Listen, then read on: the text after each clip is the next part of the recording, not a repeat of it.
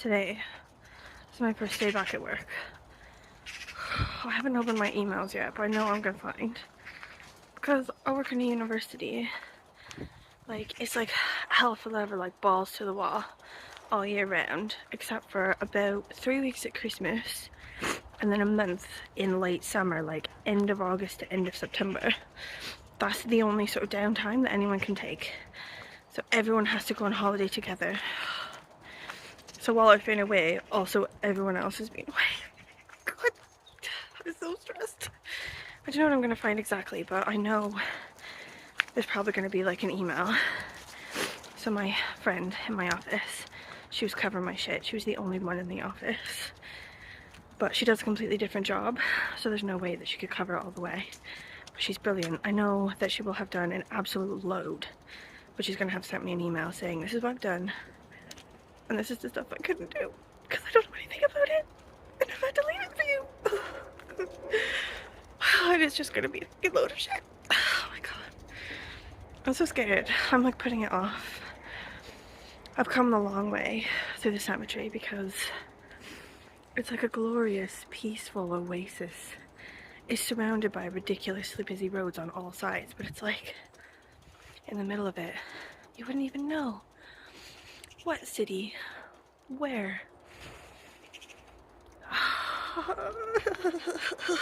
Also, I dropped my kid off. I was like, okay, we'll cycle up because we're late.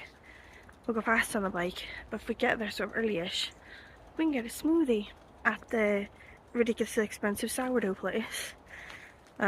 We did that. We made it. We got it. I've been keeping her clean all day. I was like, after we took you out for that illegal holiday, like, you need to go back ready. Okay, you did your homework. You got your homework in your bag. Okay, you've got loads of interesting, you know, sophisticated things to say, and you're dressed nice. Your shirt's tucked in. Everything's crisp. So we go and get a smoothie all down her front. Oh my god. I tried to like do up her cardigan over the top of the mess, and it was just peeking out. I was like, it's like putting a band-aid on a gaping wound. Come on, cemetery. Soothe my soul. Okay, Mary, my homegirl. Send me some grace, please. Also, I've hit a wall with Shorty September, which is way later than I hit the wall last year. Which means that our every other day versus every day, you know, is working. There's only 10 days left and I've only just hit the wall now. But my god, I gotta do this massive backlog for work. And then I gotta do all the laundry and like clean the house and stuff because it's for sale and we have people coming to view it early tomorrow. Like, it's only been on the market.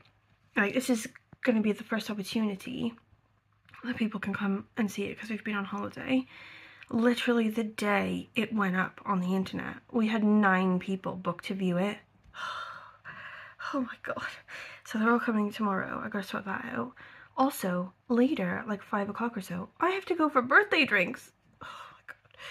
Then my friend, before I left for vacation, she was like, you know what we should do? We should do birthday drinks. And because I was about to go on vacation, I was in an amazing mood. I was like, yeah, girl, let's get pizza and cocktails, you know, so I can do that. And now, you know, yeah, bring her too. Let's all go. And now, I ain't got no business to be going getting drunk pizza. I got shit to do, bro. On top of all this, I got a Shorty September myself. I wish I could just pause it. I wish I could just pause Shorty September and be like, nope, we're not doing that now. And then pick it up, you know? I can't. There's only 10 days left. Gotta make the most of this shit. Before I know it, it's gonna be October. Also, it's raining. Just to put sand in the wound. Okay. Shorty September, day 20. Okay. Our book for today is Field Guide to the Apocalypse. So while I believe that this book does have real information in it, like facts and stuff about emergency preparation that you should do, like go bags and stuff like that, I believe that its primary use or reason for being is to be hilarious. So there's that. Like, I like interesting facts and like interesting stuff, you know. I also have 0 apocalypse skills, apart from maybe knitting-ish, okay? And I can build a fire, obviously, because my dad was in the army and he never had a son. But, you know, I could definitely use, you know, more skills in that region. So I'm going to get them from this. Also, I believe that it's just supposed to be funny as well. There's like alien invasion information, which, I mean, maybe it's not funny, maybe it's real. Like, I'll never say that's never gonna happen, because it could do. Also, there was like a pretty hilarious picture of like zombies eating people. Like, I can't find it now. But I definitely need like a bit of a laugh today, so I'm excited. Also, what we're gonna do for this book, the prompt we're using is cookout shorts, okay? Which means that we gotta put some food with it. And there's loads of things in here about like what kind of food you should have, like in your, you know, safe house, or like your panic room, or your go bag, etc. And also sort of like, oh, there's the picture of like the zombies like eating people. I don't know if you can see. Anyway, we're not gonna eat zombie food. But I was thinking we could find one of these recipes or one of these like lists of food or whatever and make ourselves an apocalypse meal. Okay? The year is 2049. The world has come to a standstill. Society has collapsed due to all-out nuclear war. We've been living in our basement off cans for 42 days. We are now down to our single last can of beans, a moldy, shriveled up onion, and a tube sock. Join us and our apocalypse chef experts in our kitchen as we make a gourmet meal. You know, that kind of thing. I mean, if we have time. Obviously, I'm very stressed. I have a lot to do that I'm not doing. Here's an apocalypse scenario for you. I never hear that much about. Okay, there's swans. Am I right? Anyone else terrified of swans? Like, why are they so big? Their necks are freakish. I don't like when it looks at me. Look at these guys. It's like I'm plotting. Actually, just like they're terrifying minions. Looking at me. Okay, I already love this book, and I'm only like a couple pages in. The author is just sort of like saying who she is, like what are her qualifications to write a book about the apocalypse. And she's apparently a university professor who like studies sort of human psychology around sort of cooperation and emergency response and stuff, and also studies like evolutionary biology and sort of all these kinds of things. It's like interdisciplinary studies to do with like how humans respond to like conflict and cooperation and like danger and apocalypse and stuff like that. Like, that's her thing, and I love that. She's sort of saying she's written a book sort of like, you know, to have fun with it and everything, but she thinks it's really important to sort of have fun with it and address it like in a way that makes people want to address it and engage with it, because ultimately, like, when you understand what can happen and how it happens and blah blah blah, it sort of helps us as humans to avoid it happening in the first place, like, you know, so that we won't need to plan for the apocalypse, because we can avoid the apocalypse happening because, you know, we engage better and we sort of plan better and, like, you know, cooperate more and stuff like that. Do you know what I mean? And I love that. I love the very idea of that. I love everything about this book so far, and I'm only 5 pages in, but annoyingly, that's my fucking day, bro.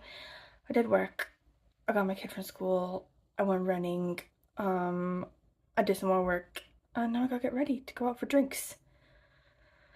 All I want to do is stay home, get in my jammies so I can pissing it down. It's raining so hard. I just want to get like a taco and a soda and read this banging book.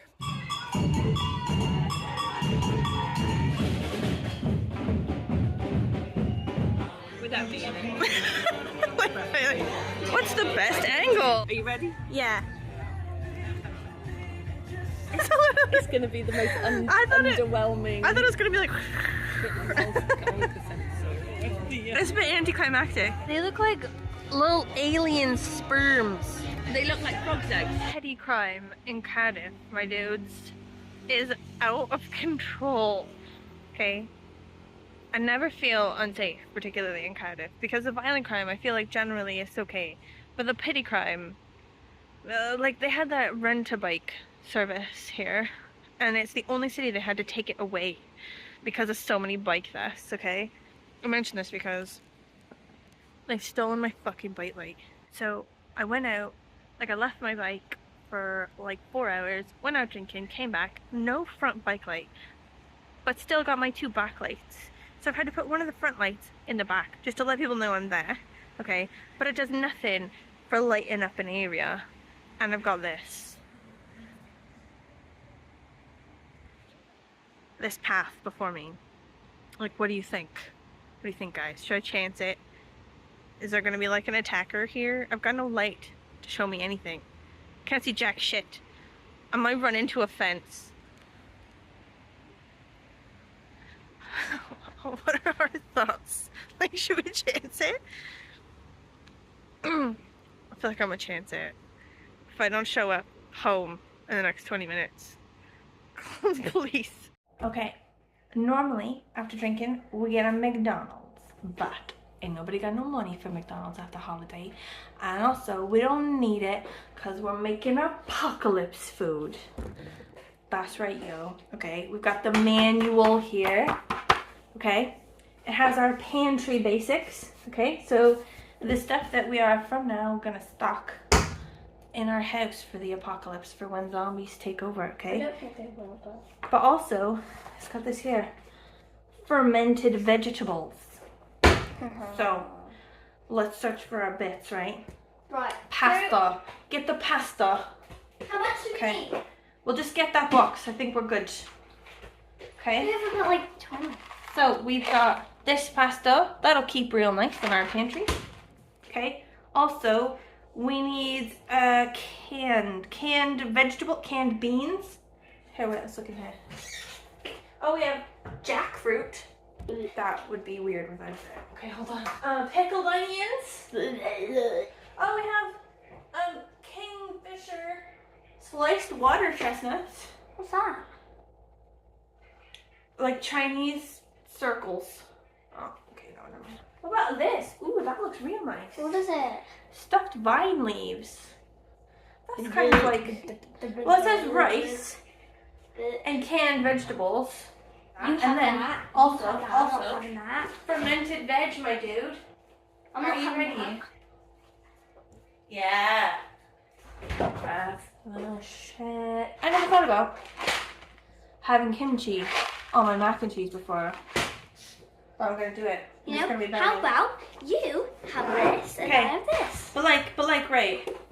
If we were in an apocalypse, if the world was all ended and society was collapsed and shit like that, and we just had to eat the shit that was in our house, okay? I reckon this wouldn't be such a bad meal. Bit of old kimchi, bit of cheddy mac. Actually, the baby is gonna have this instead. That's Tesco's best knockoff Heinz beans. Let's do it. Yeah, so it goes in there. Yeah. Of course, in an apocalypse, we probably won't have a gas stove anymore, and we'll have to just, like, eat it soaked. Yeah, pour that in. Yeah. But again, in the apocalypse, we probably won't have a kettle, so we'll have to make a fire in the kitchen. Wait, but won't that burn up our house? You'd think that. A light note on veganism. Anyone knows me, you'd be like, what the hell? Heather is vegan, and she's gonna eat some mac and cheese. And I would like to say that when you go on vacation to Spain, it's really hard to eat food that's completely vegan. And it's the same in America, and it's the same in Montenegro and loads of places. So when I go away, I eat cheese. No, she's a vegetarian. Vegetarian, yeah. I eat some cheeses when I go away. It's the only way to survive on vacation in places that aren't here. So, I ate cheese and everything in Spain the whole week we're there. And now we're just gonna have some mac and cheese, and then we're gonna put a cap on it. And No, go back I'm not to gonna the have a cap on veganism. it. The baby will continue to eat cheese. I will stop until the next time I go on vacation, which I think will be Thanksgiving. Which is America? America. So now we need like I don't know, like roughly a cup or something. So now just Like tip in, just like pour in a bit. Yeah. Okay, stop. Like a bit of a scoopy or so, you know, like roughly. Yeah, like, so it looks right. Maybe, yeah, just throw that in there. Maybe give it a bit more, you know. Yeah, fling it. Fling that shit. Fling it. Yeah. Yeah, like pour it in, but just get it in the pan. Don't get it on the stove. How's your apocalypse food going down, babes? Good. Is it a good pairing? Beans and mac? That's a bean. I feel like kimchi and cheddy mac. That's a really good plan. I should do that every time. This book is a bit slower and more serious than I sort of thought it would be, but I'm still enjoying it. It's sort of saying, the apocalypse, you know. It's not like the end of the world per se, you know. It's more just a catastrophic event or a big event that like brings the end of an era. Do you know what I mean? So it sort of cleaves society to where there's a before, there's a distinct mark of a before and after. So she was saying COVID like was the apocalypse, you know, or like was an apocalypse. You know, there's a distinct change in how we do things and how we live our lives now, after it, than before. You know, so just like the bubonic plague or like the Civil War or whatever, like COVID was an apocalypse, and we'll probably experience, you know, at least one more in our lives. You know, they're not as uncommon as like, you know, like post-apocalyptic novels would sort of make you think. Anyway, it is like sort of more serious, this book, than I thought it was going to be. Like, I thought it was going to be sort of more funny.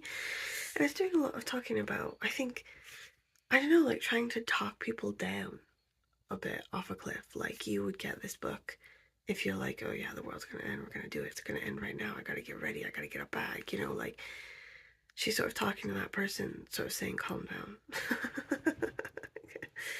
But I'm not that person. I picked it up because I thought it was going to be funny. So, I don't know. Like, I'm still enjoying it, but it's not what I expected it was going to be. There's our guy. That's the guy that's going to kill us all if I move back home. What? Yeah, man. Here's what I'm talking about. A list. Post-apocalyptic fiction. Okay. Read it, loved it. Read it, loved it. Read it, loved it. This one and this one. I've not read them, but I'm putting them on my list immediately. I can't believe Stephen King's The Stand isn't on this list. It's a classic.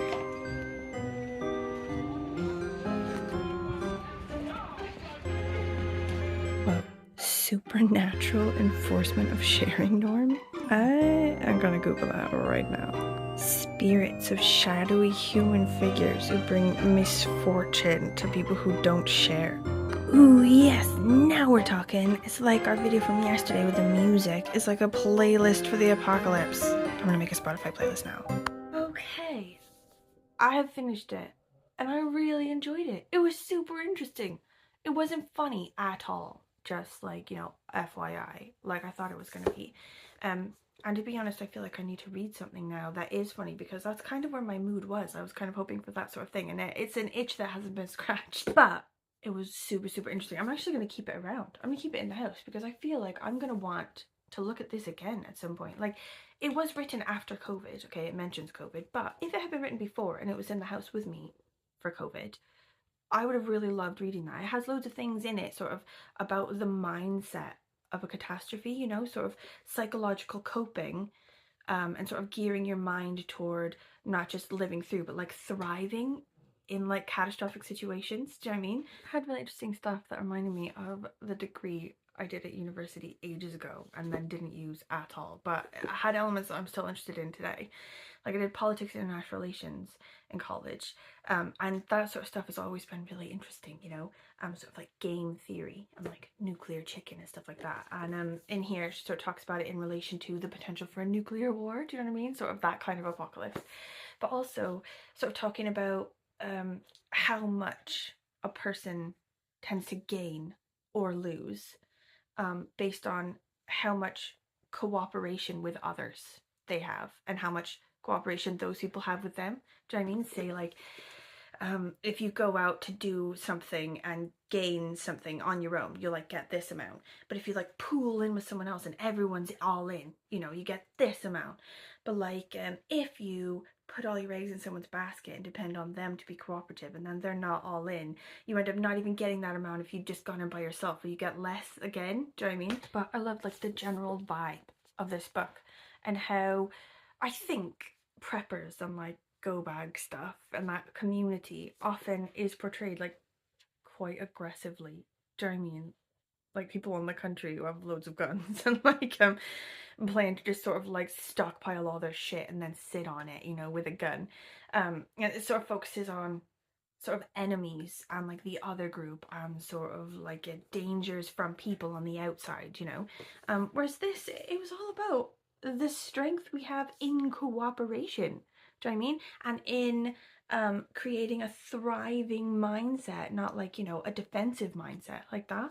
I really liked that. It's made me think, like, I kind of want to do it. I kind of want to do like, you know, dabble in the sort of prepper community. Because like, you know me, like I'm always looking for like a social hobby.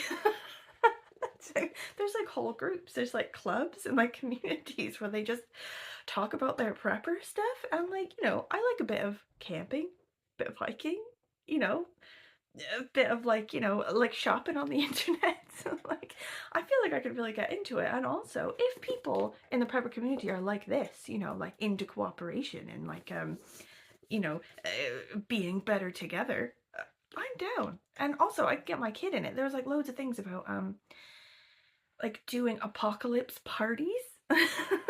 Like sort of saying, if our mind is having fun with something, it makes us think about it more. So that's important, to think about it always and to sort of like keep your mind on potentials. But also it makes other people want to do it as well. So if your whole community has a mind to this potential problem and what they can do to alleviate it or avoid it, then, you know, good news. So yeah, they're saying you could do like a sleepover with kids, like a tent in the backyard where you shut off all the electricity and they've got to sort of like get on without electricity. I think my kid gonna love that. Also, she could like join these little community things where they have like little training things for kids where they do it. I probably have to do it with her in America because I don't know any place in the UK that would do that. I mean, if there was anywhere in the UK, probably Wales would do it, so I should look into it. But it definitely made me want to pack my car full of like crap, like, you know, like a kit for your car but it has all emergency stuff. Like I don't have that in my car at the minute, and I didn't even realize it. I had it in my car in America, I think because my dad's in the army and I drove my car quite a lot. But here I drive my car way less, but I do go on long trips occasionally. Like we'll drive to James' parents' house like 4 hours away, and I don't have any of that shit in my car. I don't even have band-aids. Do you know what I mean? Like I don't have a jack or anything. I definitely need to do that. They're also on about like having like a mini go bag just around with you all the time. Do you know what I mean? Like with a charger for your phone and like a snack, you know, and that sort of shit. And I think probably that's a no for me. Like I'm very minimalist when I go out. Like last night I went out with my friends. I just had my phone and my keys. I didn't even have a bag. I just stuck them in my pockets. Like that's the vibe I'm going for generally. That's probably why I'm going to be the first one eaten by zombies, to be honest. Anyway, sorry for that ridiculously long chat about this book. This video is going to be way too long and I apologize for that. But 4 stars. 4 stars on this one. Potentially 5. I wish it was funny. I'm going to go with 4 stars. It was super interesting and I'm not even going to give it away. Every time I finish a book, I give it to the Greyhound Rescue so they can resell it on. But I'm going to keep this one. I feel like there's going to be a time in the future when I'm going to want to have it. So I'm going to keep it around. Okay, that was our cookout shorts. Tomorrow book, okay, we're going with a supermarket 2-pack bundle, which is to pair a non-fiction book with one of your other shorties. So my original plan was to pair this book with Bloody Within Space. Get it? In space. I also read Catstronauts now as well, so that would also fit it. But since doing my TBR and sort of like messing about, I found another book just like it, but a way better one, Urban Legends. And I think I'm going to pair this one with the Aja Waja. Right? Okay, so tomorrow's book, Urban Legends. Okay, if you've gotten this far, thank you for watching. If you have any comments, literally anything, lay it on me. I think I'm back up to date with my comments. I slipped behind a bit for the holiday, my birthday and everything, but I'm back on top of it. What are you reading, bro? I need that information pronto. Also, how's things?